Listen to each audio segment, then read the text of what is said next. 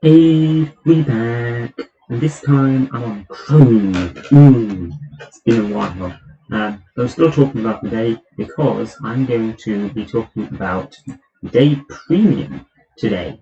Um, Most people on Mudae do not have Premium, and a lot of people don't even know about it. But the people that do generally say it's really good. Um, and a lot of people that know other people with it also say it's really good. So what I'm going to do today is try and convince you otherwise. Now, Mudae Premium obviously is beneficial, otherwise it wouldn't exist. But Saya really does try to make Mudae balanced. This is obvious in a lot of things that they do.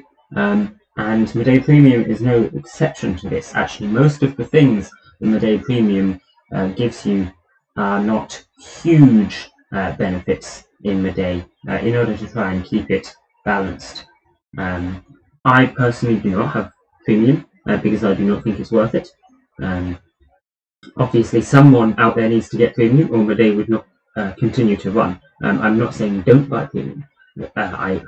People that buy Premium are great because you keep Mudae running, and that is what Patreon is for, isn't it? You're supporting Saya and respect for that. What I am trying to do mainly here is debunk those who say that without Premium you cannot compete, because that is not true. While I think getting Premium is great, and if you can afford it, then go ahead. But you should not complain about those with Premium simply because they have an advantage. Because actually, in my opinion anyway, the advantage is very minimal. So we're going to try and prove this with simple maths, because that is generally the way to do these things from my experience.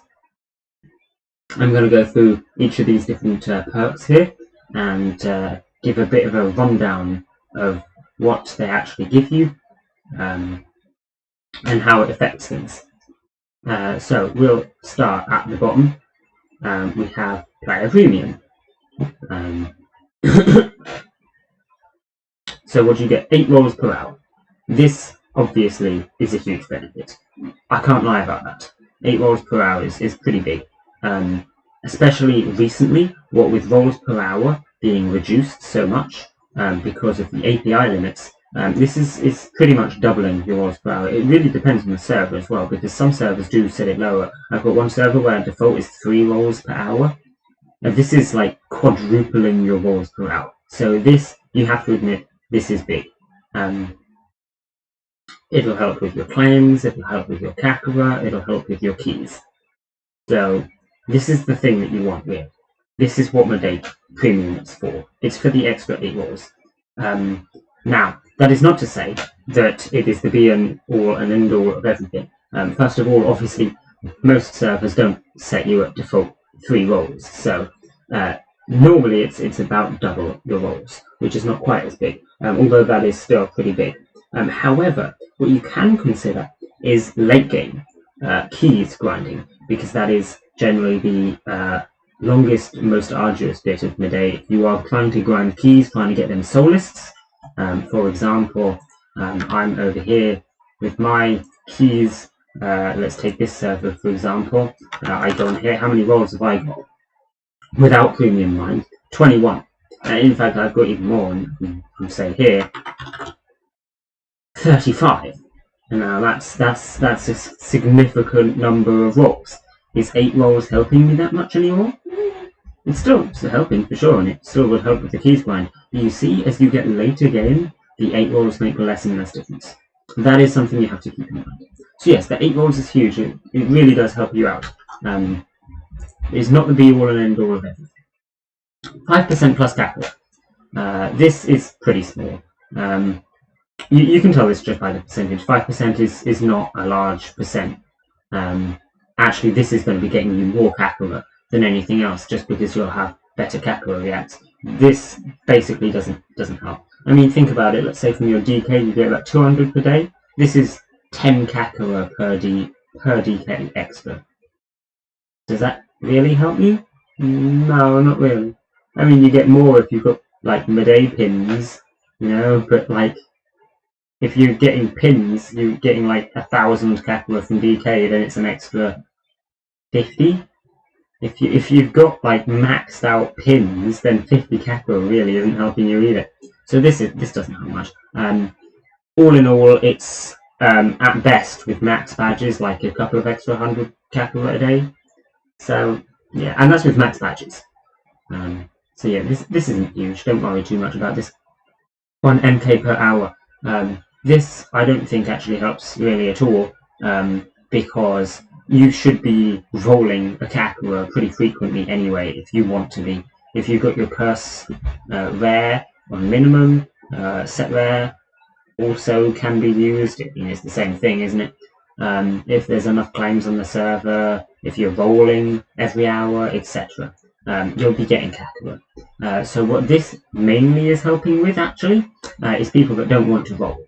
If you can't be bothered to come on and roll every hour, then you can come and use your MK instead, and you get a kakera, instead of having to do all of your rolls. So it's a little faster for your time save. But actually, in terms of kakera gain, it doesn't really help, because you'll be getting kakera anyway. You should be getting kakera anyway. Obviously, you might not be if you've got the wrong settings or you're not rolling frequently enough, but that's down to you. If nothing else, watch some of my guides on how to do that, because easy. 18 wishlist cost. Again, this is pretty big. If you consider a bronze badge only giving you 1 up to a maximum of 4, 18 is pretty big, especially with the silver bonus. This does certainly help. It suffers from the same consequence as the 8 rolls. If I go onto here again, we can check how many wishlist slots I've got. Got 44. 18 suddenly considerably less helpful. But that's not to say that 18 wishlist slots is not good. Obviously, having an extra 18 wishlist slots is huge. That makes a pretty big difference.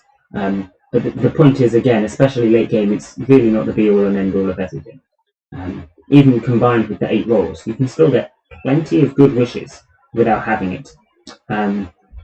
What you have to consider is that these 8 rolls, these 18 wishlist slots, this is stuff that you can get without player premium. This is not something that you are limited to only getting with player premium. The difference is that if you don't have player premium, you need kakera to get them. Like on here, where I've got my rolls and I've got my wishlist slots. I just had to do it with kakera. So in order to compete with these player premium people, it's not hard. You just need to actually consistently be playing the game, consistently getting kakera. That's how you do it. That's how you compete. But yes, the wishlist slots are good.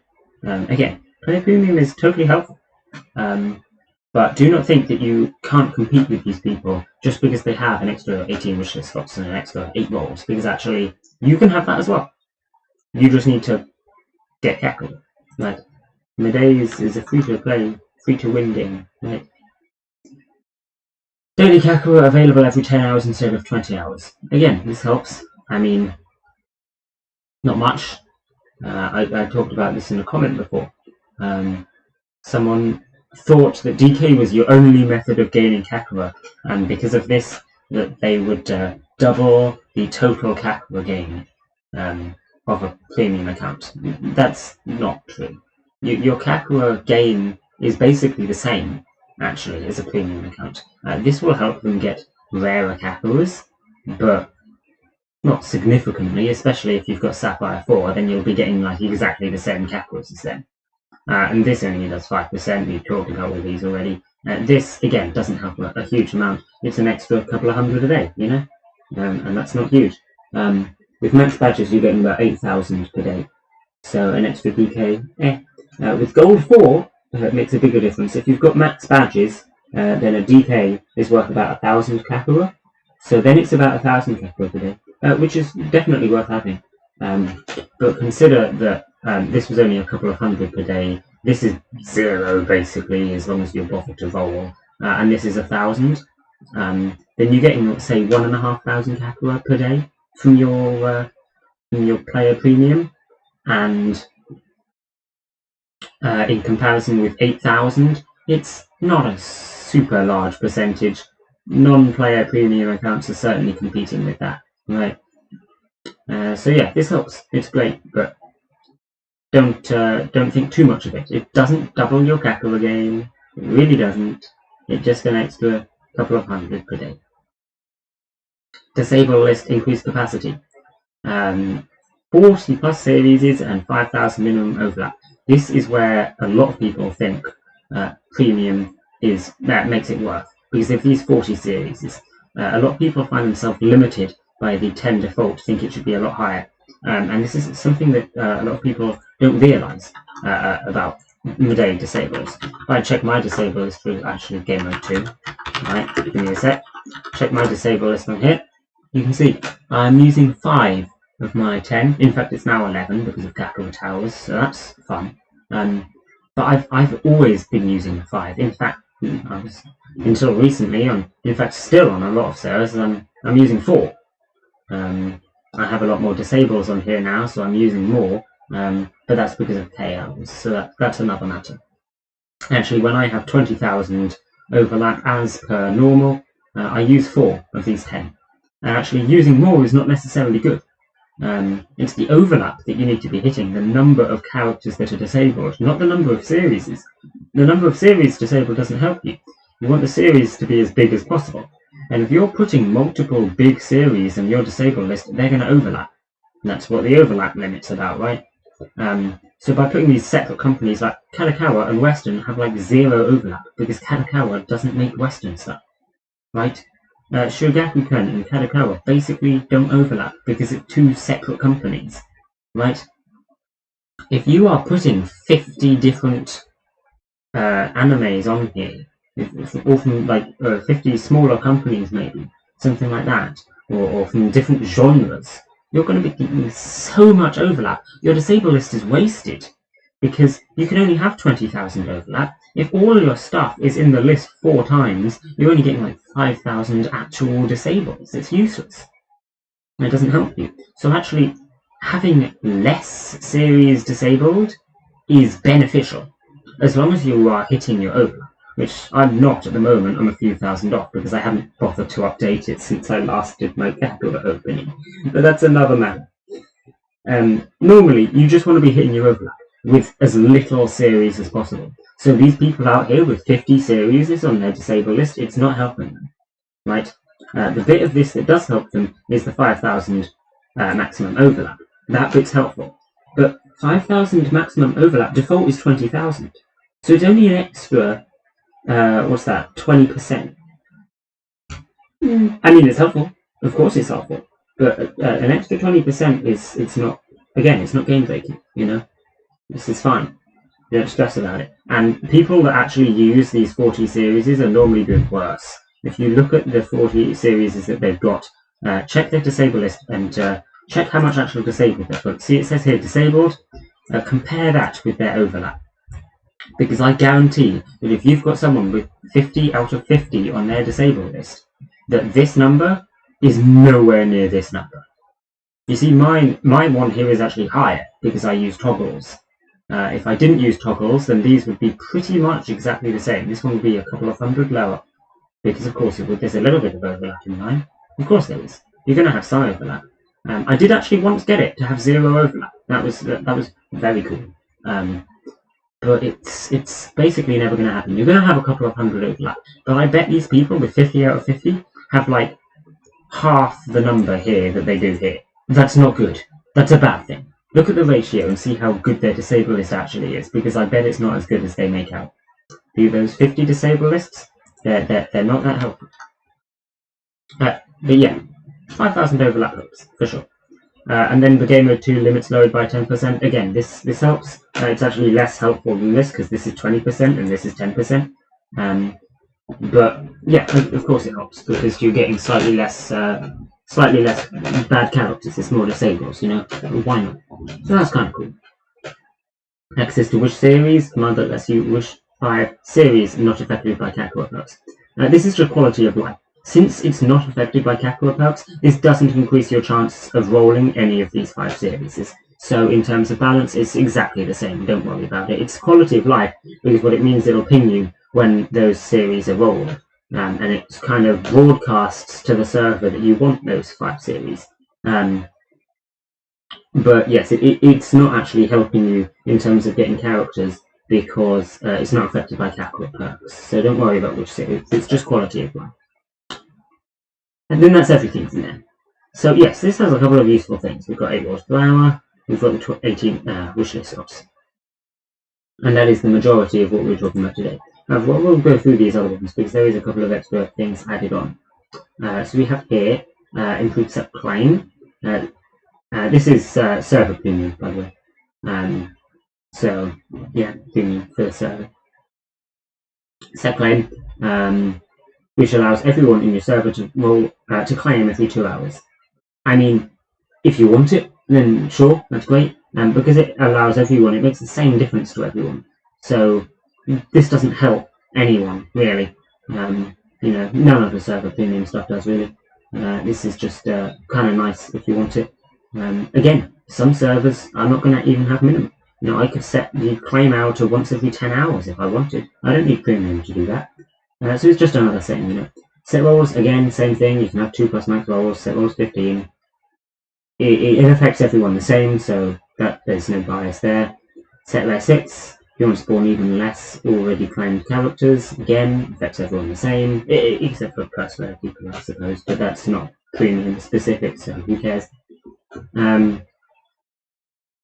So yeah, but I doubt anyone's going to be using that, to be honest, because people don't seem to realise that high set rare values can be good sometimes. Maximum custom characters. This is cool. This is what I would get server premium for, to be honest. That's cool. But obviously, if you're not maxing out your custom characters limit anyway, then it doesn't matter. So yeah, server premium. Player premium. It's the same as player premium 1. It's just got a couple of extra things. The 2 plus rolls. Obviously, I said the rolls are great. An extra 2 of them, great. It's the same as this basically. It's just more. So that's cool. The extra MK, again, MK is pretty much useless. You should be getting kakera anyway. It's for people that can't be bothered to roll, really. 10% plus kakera. This is, nice. It's like the 5%, but now it's 10%. It's cool to have. It's certainly helping you. Is it making a huge difference? 10% isn't huge. Extra 5 wishlist slots. This is, I'm pretty sure, the same size as a max badges no KL's wishlist slot. I'm not 100% sure on that, but I feel like it might be. Oh no, it is slightly more than that. You do need a few KLs. Yeah, so this is more than max badges now. So this is getting pretty big. In order to actually compete with a wishlist this big, you are going to need to do KLs or towers. But you still can do it. It's not too hard. I mean, you saw my server where I've got like 40 something wishlist slots, and that's not like a large wishlist. If you go on some servers, I saw the other day someone with a wishlist the size of like 165, I think it was. In that case, those 23, not helpful too much. So yeah, but the point is you can compete with that. Don't worry about it. The wishlist slots are really big. What can I say? They do help you. But don't let it get to you. You can get this stuff with kakera. But disable this by 20%. So this makes game mode 2 just as good as game mode 1. Is 5,000, 20%. There you go. The Wish series slots, again, Wish series doesn't help you too much. It's not affected by kakera perks. This is just quality of life. Harem copy is also just quality of life. A lot of people think this is really good because it lets you copy your harem from server to another. But it's the same as soul copy.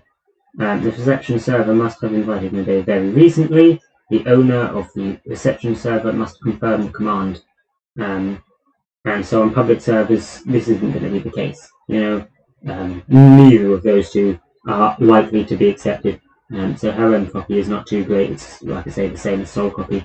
And then kakera copy is exactly the same, just for kakera. Again, same as soul copy, and neither of those two conditions are likely to be met. So you will probably not find a big use for those two. It's just quality of life stuff. If you want, if you've got a server with like Mudae on it and you want to transfer the entire server, then only people with player premium 2 can do that, because only they have access to the command.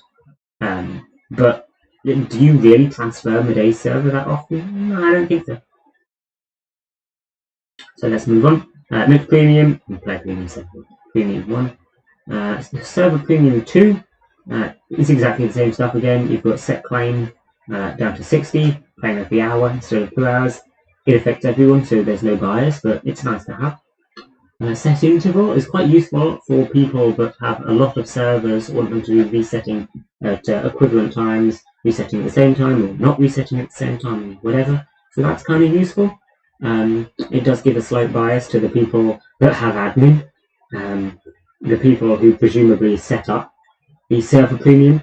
But the difference is negligible, really. Like, unless they've got 2 servers that are happening like at exactly the same time and they successfully change them so they can use their roles slightly more optimally, like, it's basically not making any difference. But it's kind of cool to have. Set roles, 5 more roles for everyone. Again, it affects everyone, so don't worry about it. 1 MK per hour for everyone in your server. We've talked about MK, it doesn't really help.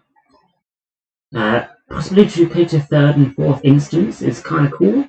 Instances obviously aren't huge helps because they're completely separate. It's basically a new server. But this is kind of cool to have. I like this.